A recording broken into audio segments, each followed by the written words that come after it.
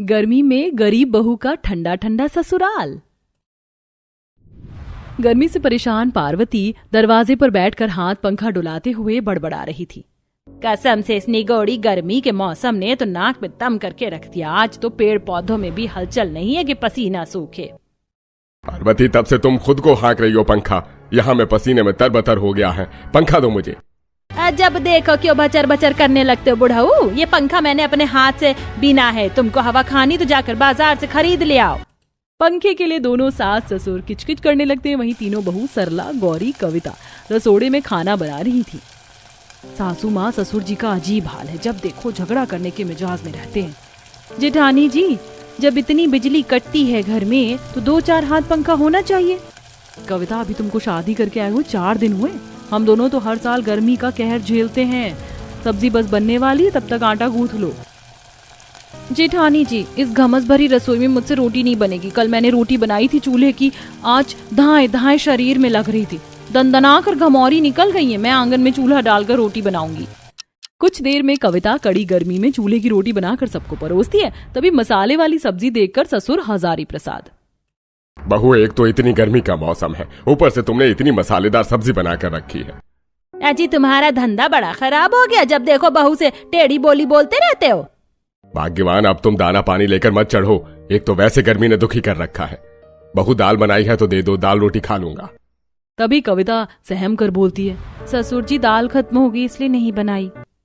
दाल खत्म हो गई थी तो तुम हमें बता भी तो सकती थी ना। रसोई भी तुमसे ढंग से नहीं संभलती। खींचे मन में सारे मर्दाने खाना खाते हैं, फिर बहुएं जूठे बर्तन समेटती हैं। कितना भी तड़के सुबह उठ जाओगी, सभी को बनाते खिलाते दोपहर हो जाती है। मम्मी मम्मी, नदी पर नहाने कब चलेंगे? खुजली मच रही है। गौरी राजू के घमौरी में से खून निकलते हुए देखकर रोने लगती है। हे भगवान, बेचारे मेरे बच्चे का हाथ पैर पीठ हर जगह गर्मी के घमौरी निकल गई है। हमारा मकान भी तो गर्मी में भट्टी जितना तपता है। दिन रात दोनों एक बराबर है, थोड़ी भी ठंडक नहीं है। तीनों बहुएं अपने बाल बच्चे को नदी पर लाकर नहलाती हैं। तभी झमाझम हवा से नीम के पेड़ों से फलों को टपकते देखती हैं। ये तो नीम के फल हैं। कुछ दिनों पहले तक कितने कच्चे थे, लेकिन अब पक गए। जेठानी जी, ये बहुत लाभकारी होते हैं। इसे खाने से फोड़े फुंसी नहीं निकलते। कविता उन सारे फलों को चुन लेती है और कुछ नीम की टहनी तोड़कर घर लाकर सिलवट्टे पर पीस कर लगाती है कि अगले दिन, माँ देखो, मेरी सारी घमौरी छूट गई और खुजली भी नहीं हो रही। सचमुच देवरानी जी, तुम्हारा देसी नुस्खा तो बिल्कुल रामबाण इलाज निकला। बच्चों की सारी घमौरी छूमंतर हो गई। तभी पसीने में लथपथ तीनों के पति बिस्तर से उठ जाते हैं। तुम तीनों दिन भर घर में रहकर करती क्या हो? कितनी दफा बोल दिया है ये दरी वाला बिछौना हटा दो। कितनी गर्मी पैदा करता है। थोड़ी भी ठंडक नहीं है, चुभन होती है, चैन की नींद नहीं पड़ती है। हम बहुएं तो जैसे आप मर्दों की आंखों में खटकती हैं। घर में भी काम काज होते हैं, घर में रहकर हम झक नहीं मारती हैं। बेटे बहू को झगड़ा करते देखकर पार्वती माथा पीट लेती है। हे भगवान, नरेश तू क्यों बहू से झगड़ रहा है? वो बेचारी भी दूसरा बिछौना कहाँ से लाकर बिछाए? ये तो तुम तीनों की जिम्मेदारी थी कि घर में बिछौना खरीद कर लाओ। ये तो इन्होंने जाड़े में जूट से बिस्तर सिला था जो सो रहे हो। गर्मी से भड़क कर तीनों भाई बगैर खाए पिए ही काम पर चले जाते हैं। वहीं बहुएं कड़ी धूप में ईंधन बटोरने जंगल में आती हैं। धूप के चलते हरे भरे पेड़ों की हरियाली तो जैसे खत्म हो गई है। ऐसा लग रहा है कि पतझड़ का मौसम चालू हो गया। कितने पत्ते झड़ रहे हैं। मगर जेठानी जी, धूप लगकर ये पत्ता सूखकर एकदम करारा हो गया। इसकी आंच कितनी अच्छी लहकती है। मगर गौरी, इस गर्मी ने मौसम की ठंडक तो छीन ली है ना। तपती गर्मी में बहुएं सूखे पत्ते बटोर रही होती हैं। तभी ठंडी हवा चलने लगती है और हरी हरी घास पर वो बैठ जाती हैं। आहा जेठानी जी, इतनी गर्मी में भी घास कितनी ठंडक भरी है। बिस्तर डालने की भी जरूरत नहीं है, इस घास पर ही मीठी नींद पड़ जाएगी। कविता की बात सुनकर सरला को घास से बिस्तर बनाने का जुगाड़ सूझता है। घास जमीन के अंदर से नमी सोखता है, इसीलिए भीषण गर्मी में भी हरा भरा रहता है। और ये घास कितनी नरम मुलायम है। इस घास से हम कितनी चीज बना सकते हैं, जैसे कि बिस्तर, पंखा, चटाई, झाड़ू वगैरह। तीनों बहू सारे घास को उखाड़ कर घर लाती हैं और दिन भर लग कर बिस्तर तकिया तैयार करती हैं। बहुएं सबको खाना परोसती हैं।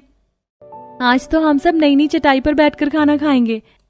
अच्छा, तो बहुओं ने भोजन करने के लिए घास की चटाई बुनी है, तभी ठंडा ठंडा लग रहा है।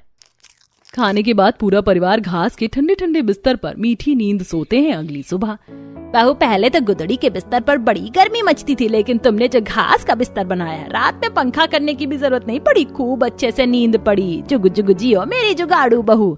बहू के जुगाड़ से थोड़े दिन घर में ठंडक रहती है, लेकिन कुछ दिनों में गर्मी का तापमान बहुत ज्यादा बढ़ जाता है, जिससे दिन रात घर की छत, दीवार, भट्टी जितनी तपती है। ये भगवान, घर में तो जैसे दम घोटने वाली गर्मी पड़ रही है, ईंट भट्टी जितनी तपिश रहे। घर के अंदर घमासान गर्मी मचने के चलते पूरा परिवार अब खाना पीना आंगन में करता है, लेकिन वहां भी गर्म गर्म लू लगती है। इस गर्मी के मौसम ने तो हम गरीबों का जीना दूभर कर दिया है। सारा दिन फैक्ट्री में गर्मी में तपो, घर आकर भी राहत की सांस नहीं है। कोई बात नहीं, आप सब लोग सो जाइए, हम ठंडी ठंडी हवा करते हैं। बेचारी बहुएं सबको पंखा करती हैं और अगले दिन सुबह उठकर दिया अधूरी नींद के साथ काम निपटाती है। तभी रात को मनोहर, नरेश फैक्ट्री से जूट की बोरी लेकर आते हैं, जिस पर पार्वती किचकिच करते हुए, ये तुम तीनों जूट की बोरी किस लिए लेकर आए हो? एक तो पहले ही गर्मी से घर में कितनी उमस भरी है, बोरी और गर्माहट कर देगी घर में। मैंने तो मना किया था मनोहर भैया को कि बोरी घर में मत ले चलो, पहले ही गर्मी से घर में आग बरस रही है। इतनी सारी जूट की बोरी देखकर कविता का जुगाड़ू दिमाग चलता है। जेठी, ये जूट की बोरी आप मुझे दे दीजिए, ये काम की है। मगर बहू, तू इन बोरियों का क्या करेगी? कविता उन बोरियों को पानी में भिगोकर लकड़ी की सीढ़ी से चढ़कर छत पर लगाती है।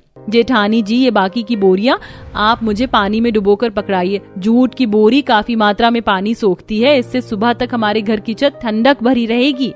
इस तरह तीनों बहू गीली बोरी से पूरी छत को ढक देती हैं और जैसे ही पूरा परिवार घर के अंदर आता है तो उन्हें ठंडक महसूस होता है। तभी तीनों बच्चे ताली बजाते हैं।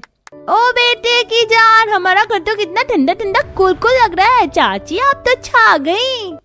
सच में बहू, आज तो तुम्हारे जुगाड़ ने एसी फेल कर दिया है। ये बिल्कुल भी खर्चीला नहीं है। ससुर तीनों की खूब सराहना करते। अगले दिन वो मटके को बोरी से ढक देती हैं, जिससे पानी भी ठंडा रहता है। देखो, हमारा ये जुगाड़ पैतरा भी काम कर गया था। इस मटके का पानी पीकर देखो, इसके आगे फ्रिज का पानी भी फेल है। दोनों बहू ग्लास भरकर पानी पीती हैं, जो कि बर्फ जितना ठंडा था। सच में मंजली जेठानी जी, घड़ा तो बिल्कुल चिकना हो गया था, मगर वापस से मटके के पानी का तासी ठंडा हो गया। इसी तरह जुगाड़ लगाकर तीनों बहू अपने गरीब ससुराल वालों को गर्मी से राहत और ठंडक भरा एहसास दिलवाती हैं। तीनों के पति फलों के बगीचे में काम करते थे। वहां जब भी वो ढीले या पचके फल वगैरह लेकर आते तो वह उसका इस्तेमाल करके आम पन्ना, आम रस, सत्तू, शिकंजी बनाकर पिलाती थी। गर्मी में ठंडा ठंडा आम रस पीकर पेट में बड़ी ठंडक मिलती है। बहू, कोई असरदार जुगाड़ लगाओ ताकि मेरे पैर के तलवे की तपन खत्म हो जाए। अगले दिन कविता अपने ससुर के लिए घास का चप्पल बनाकर पहनने के लिए देती है, जिससे आराम मिल जाता है। वहीं घास के कपड़े, चटाई, कालीन और सजावट की वस्तुएं भी बनाती है और छत, दीवारों को हरी हरी घास से ढक देती है, जिससे अब गरीब बहू और उनके ससुराल वालों को गर्मी में ठंडक का अनुभव होता है और गर्मी का मौसम कुशलता से कट जाता है। माँ, गोभी मटर छांट दिया तो दे दो। हाँ, ये ले अखिलेश बेटा, कल तो 1-2 फूल गोभी खराब हो गई थी, मगर आज तो 4 से 5 किलो फूल गोभी गल गए। तुम दोनों बाप बेटे आज मंडी भी नहीं गए। रेडी पर कितनी कम सब्जी लग रही है। तभी रेडी पर सब्जी लगाते हुए हरिहर हताश मन से बोलता है। मंडी जाकर भी क्या फायदा होता रेवती, कल सारी सब्जी बचकर वापस आई थी। ऊपर से गर्मी इतनी बेजोड़ पड़ रही है कि इतनी सारी सब्जी सड़ गई। सब्जी बेचने के काम में जितने की कमाई नहीं, उससे ज्यादा घाटा है। चलिए पिताजी, जल्दी से चलते हैं। आज रेडी निकालने में पहले ही बहुत देर हो गई है। और आज तो मंगल बाजार भी है, पता नहीं सब्जी की रेडी खड़ी करने की जगह भी मिलेगी कि नहीं। फिर दोनों बाप बेटे सब्जी लेकर मंगल बाजार में आकर आवाज लगाते हैं। सब्जी ले लो, आलू ले लो, प्याज ले लो, भिंडी ले लो, गोभी ले लो, तोरी, शिमला ले लो, पत्ता गोभी ले लो। आइए आइए, ताजी ताजी सब्जी मंडी रेट में ले जाइए। जहां एक तरफ दोनों बाप बेटे का सब्जी का ठेला खाली था, वहीं बगल में मंचूरियन वाले के स्टॉल पर लोगों ने खूब भीड़ लगा रखी थी। वाह, क्या मस्त तीखी जन्नाटेदार मंचूरियन बनाई है, खाकर मजा आ गया। अरे ओ मंचूरियन वाले भैया, जरा हाफ प्लेट और मंचूरियन लगाना। जी जी मैडम जी, बस अभी लगाता हूँ मैडम जी। ग्रेवी मीडियम मिर्च वाला रखना है या स्पाइसी? एकदम स्पाइसी रखना। मंचूरियन वाला फटाफट से ग्रेवी तैयार करता है और सब्जियों का बना मंचूरियन डालकर ग्राहक को देता है। ये लीजिए आपका स्पाइसी ग्रेवी वाला मंचूरियन। यमी, कितना क्रिस्पी टेस्टी मंचूरियन है, मेरे मुंह में तो पानी आ रहा है। कस्टमर फटाफट से मंचूरियन खत्म कर देती है। भैया, कितने पैसे बन गए? जी, आपने पहले फुल प्लेट पनीर मंचूरियन खाया था, और हाफ प्लेट पत्ता गोभी वाला, दोनों के मिलाकर 500 रुपए हुए। ये सुनकर सब्जी वाले बाप बेटे का कलेजा मुंह को आ जाता है। पिताजी, हमारे सब्जी के कारोबार से तो 10 गुना ज्यादा इस मंचूरियन वाले की कमाई है। कितनी भीड़ मची है खाने वाले की। जब से इस मंचूरियन वाले ने हमारे बगल में स्टॉल लगाया है, हमारी तो सब्जी की बिक्री ही खत्म हो गई है।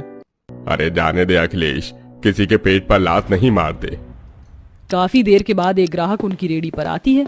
अरे सब्जी वाले, ये फूल गोभी गाजर मटर कैसे दिए? 20 रुपए पाव, 1 किलो 60 रुपए की लग जाएगी। अरे भाई साहब, आपकी तो सब्जी भी ताजी नहीं है, सारी सब्जी बासी है। 40 रुपए किलो लगा दो तो ले लूंगी। अच्छा ठीक है बहन जी, ले लीजिए। हरिहर सब्जी तौल कर दे देता है। तभी अखिलेश, पिताजी, आपने 40 रुपए किलो में गोभी मटर गाजर बेच दिया। इतने की तो खरीद रेट भी नहीं पड़ी थी। घाटा लगाकर बेचेंगे तो कमाएंगे क्या? अरे जाने दे बेटा, पूंजी तो निकल जाएगी। लगभग 7-8 बजते ही मंचूरियन वाला सारा माल खत्म करके चला जाता है। वहीं दोनों बाप बेटे मुंह लटका कर देर रात को घर आते हैं। सविता, प्रमोद, किरण, आकर सब्जी उठवा दो। जी भैया, आया। चल खुशी, हम भी सब्जी उठवाते हैं। बाबूजी, अखिलेश जी, आज तो मंगल बाजार था ना। पहले तो मंगल बाजार में सब्जी की लूट मच जाती थी और आज सब्जी बचकर आई है। सविता, तुम्हें पता तो है बाजार में खाने पीने की चीज इतनी ज्यादा बिकती है कि लोग हरी भरी सब्जी कहाँ खरीदते हैं। कोई बात नहीं अखिलेश, तू उदास मत हो। भगवान की दया से 2 टाइम की रोटी तो खा रहा है हमारा परिवार। कुछ देर बाद, अरे बहू जल्दी से खाना ले आ, बड़ी जोर से भूख लगी है। ये लीजिए बाबूजी। किस चीज की तरकारी बनाई है आज? तरीदार आलू गोभी और रोटी बनाई है। जी मार कर घर के मर्दाना खाने लगते हैं। तभी हरिहर खिसिया कर कहते हैं, बहू मेरा पेट भर गया, हटा दे थाली। पर बाबूजी, आपने ढंग से खाया नहीं। सब्जी अच्छी नहीं बनी क्या? अरे किसी कर्म की सब्जी नहीं बनी है। इतना पानी वाली तरी लगाने की क्या जरूरत थी? भात के साथ थोड़ी खाना था, रोटी के साथ खाना था। सूखी आलू गोभी बना देती ना। अरे रहने दो पिताजी, इन औरतों को मतलब ही क्या है, मर्द खाएं या ना खाएं, कभी कुछ अच्छा चटक मटक सब्जी बना लिया करो। हाँ हाँ, जैसे कि तुम दोनों बाप बेटे बड़ी ताजी सब्जी निकाल कर देते हो ना उस बेचारी को। रोज खराब सब्जी निकाल कर देते हो और चढ़ बैठते हो उस बेचारी पर। अरे ओ लड़किन लोग आई, तुम क्यों किचकिच मचा रही हो? मर्द दिन भर घर से बाहर मेहनत भी करे और अच्छा खाना भी न मांगे। माँ, पिताजी, आप दोनों चुप हो जाइए, झगड़िए मत। कहते हैं ना, हर गरीब परिवार में सारी फसाद की जड़ पैसे की किल्लत होती है। इस परिवार में भी ऐसे ही हालात पैदा थे, जिसमें 2 टाइम की रोटी सब्जी के अलावा परिवार में कभी कुछ अच्छा नहीं बनता था। इसी तरह समय गुजरता है। जहां मंचूरियन वाले का स्टॉल अच्छा खासा चल रहा था, वहीं बाप बेटे की सब्जी की बिक्री कम थी। एक शाम गली में मंचूरियन वाला आता है। आ जाओ प्यारे प्यारे बच्चों, आ जाओ। पनीर मंचूरियन, गोभी मंचूरियन, पत्ता गोभी, सोयाबीन मंचूरियन खा लो। तभी अमीर पड़ोसन मंजुलता पोते को लेके आती है। अरे ओ मंचूरियन वाले भैया, तू तो ईद का चांद हो गया, बड़े दिनों बाद हमारे मोहल्ले के चक्कर लगाया है। अरे आंटी जी, आपके मोहल्ले में केवल आपके परिवार में तो मंचूरियन खाते हैं, बाकी कोई तो खरीदता नहीं। अरे भैया, सबके बस की थोड़ी ना है, इतने महंगे मंचूरियन खरीद कर खा लेंगे। ये सारे के सारे मिडिल क्लास गरीब लोग रहते हैं। ऐसा बोलकर मंजुलता अपने गरीब सब्जी वाले पड़ोसियों को ताना मारती है। दादी, मुझको चिकन मटन और पनीर वाले तीनों मंचूरियन खाना है। हाँ हाँ मेरे लाडले पोते, तेरा जो मन पसंद हो वो मंचूरियन खा ले। दोनों घमंडी दादी पोते मंचूरियन खाने लगते हैं, जिससे गरीब परिवार वालों का मन ललचा रहा था। तभी खुशी मोनू जिद पकड़ लेते हैं। पापा पापा, मुझको भी चिकन वाला पनीर वाला मंचूरियन खाना, 10 रुपए दे दो ना। बेटा, मंचूरियन 10 रुपए का नहीं आता, जाओ रोटी सब्जी खा लो, पैसे नहीं है। इस पर छोटा सा मोनू मुंह फुलाकर रोने लगता है। नहीं नहीं, मुझको मंचूरियन खाना है तो खाना है। पोते को मंचूरियन खाने के लिए रोते देखकर ससुर का दिल पिघल जाता है और वो पैसे के गल्ले में से 10 रुपए दे देता है। जा जाकर दोनों भाई बहन खा लो मंचूरियन। चल मोनू, मंचूरियन खरीदते हैं। अंकल अंकल, हमको भी फुल प्लेट पनीर वाला मंचूरियन दे दो। तभी घमंडी मंचूरियन वाला बच्चों के हाथ में 10 रुपए देखकर दुत्कार कर भगा देता है। अरे ओ छोकरे, चल भाग यहाँ से। बड़ा आया 10 रुपए में पनीर मंचूरियन खाने। एक मंचूरियन का पीस 20 रुपए का है। मंचूरियन वाले का रवैया देखकर गरीब परिवार वालों की आंखें भर आईं। अच्छा सविता, हम सब्जी बेचने जा रहे हैं। अजी रात में बनाने के लिए सब्जी तो निकाल दीजिए। ये पत्ता गोभी, शिमला मिर्च, गाजर निकाल दिया है, गर्मी से खराब हो गया था, छांट कर बना लेना। लाचार मन से सविता सब्जी अंदर ले आती है। भाभी, आज तो काफी ज्यादा मात्रा में सब्जी निकली है, आधा ही बना लेते हैं। तभी इन सारी शिमला, गाजर, गोभी देखकर सविता को जुगाड़ आता है। किरण, तुम इन गाजर, पत्ता गोभी को कद्दूकस करो, मैं अभी आई। इतना कहकर सविता किराने की दुकान पर आती है, जहाँ से वो थोड़ा मैदा, कॉर्नफ्लोर और मसाले खरीद कर घर ले आती है। तभी सास उम्मीद लगाकर पूछती है, क्या बात है बहू, ये सब्जी कद्दूकस किस लिए करवा रही है? कुछ खास बनाएगी आज? माँ जी, आज मैं सबके लिए सब्जी वाला मंचूरियन बना रही हूँ। सविता कद्दूकस सब्जी में बाकी सामग्री मिलाकर मंचूरियन का बाउल बनाकर बढ़िया तल लेती है और गाढ़ी ग्रेवी बनाकर स्वादिष्ट सब्जी का मंचूरियन बनाती है, जिसकी खुशबू पूरे घर में फैल जाती है। तभी ससुर पति भी सब्जी बेचकर आ जाते हैं। क्या बात है, आज तो हमारे घर में से होटल जैसे खाने की खुशबू आ रही है। क्या बनाया है बहू? बाबूजी, आज भाभी ने सबके लिए सब्जी वाला मंचूरियन बनाया है। चलो अच्छा है, आज सूखी सब्जी रोटी से पेट नहीं भरना पड़ेगा। आज सब्जी वाला मंचूरियन खाने को मिलेगा। अरे मेरी तो जीभ लपलपा रही है। ला बहू, जल्दी से परोस दे। अरे बुढ़ऊ, पहले जाकर हाथ मुंह तो धो लो। बस अभी धोकर आया। अरे बहू, मेरी मंचूरियन बचा के रखना। ससुर की मंचूरियन खाने की उतावली मचाते देखकर पूरा परिवार ठहाके मारकर हंस पड़ते हैं। फिर बहू पूरे गरीब परिवार को गरम गरम सब्जी वाला स्वादिष्ट मंचूरियन परोसती है। गर्मा गर्म सब्जी वाला मंचूरियन हाजिर है, खाइए सब लोग। तभी दोनों बच्चे खुशी और मोनू बोलते हैं, आज तो खाना खाने में बड़ा मजा आने वाला है, खुशी है ना? हाँ भैया, आज तो मैं पेट भरकर मंचूरियन खाऊंगी। पूरा परिवार खाना चालू करते हैं। मंचूरियन इतना गाढ़ा और स्वादिष्ट था कि सब उंगली चाटते रह जाते हैं। क्या बात है सविता भाभी, मैं तो आपका फैन हो गया। ये सब्जी वाला मंचूरियन तो बड़ा मस्त बना है, कसम से। सच में बहू, तूने तो होटल फेल कर दिया। मुझको नहीं मालूम था ये मंचूरियन खाने में इतना चटक मटक लगता है। मेरा तो मन तर गया इतना स्वादिष्ट मंचूरियन खाकर। अरे भाग्यवान, हमारे बगल में भी मंचूरियन वाला लगाता है। खूब बिक्री होती है उसकी। 2-3 घंटे में ही सारा माल बेचकर चला जाता है। अपने ससुर की बात सुनकर सविता कहती है, माँ जी, बाबूजी, मैं सोच रही थी कि घर के बाहर ही मैं भी सब्जी के मंचूरियन का स्टॉल लगा लूं, क्योंकि बाबूजी और अखिलेश जी की सब्जी का कारोबार खास नहीं चल रहा। घर का खर्च कितनी मुश्किल से निकल पाता है। मंचूरियन बेचकर 4 पैसे घर में आएंगे तो काम आएंगे कल को। पूरा परिवार सविता के विचार पर रजामंदी देता है और अब सास, बहू, ननद तीनों मिलजुल कर सब्जी मंचूरियन का स्टॉल चलाती हैं और मर्द ताजी सब्जी बेचते हैं, जिससे 2 पैसे की बचत भी हो पाती है।